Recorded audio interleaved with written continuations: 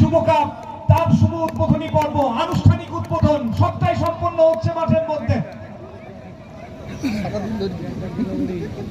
অতিথিদের ছোঁয়া, ব্যাট বলের লড়াই এবং তার সাথে সাথে আগামীর রূপরেখা সবটাই ঠিক হলো এখান থেকেই। অনেক ধন্যবাদ প্রত্যেককেই। এরপর দুই ক্যাপ্টেন আপনারা থাকবেন মাঠের মধ্যে, 10 পর্ব অনুষ্ঠিত হবে। তবে তার আগে আচ্ছা, এটা রিভার্স একদমই, একটা সাইড ব্যাট করবে আর একটা সাইড বল করবে, এরকমটা হতে পারে না, ওখানে ম্যাচ শেষ হতে পারে না, অপোজিটটাতেও যেতে হবে, এটা ভাইস ভার্সা প্রসেস। চলুন, এই ক্ষেত্রে বাউন্ডারি এসেছে। আউট।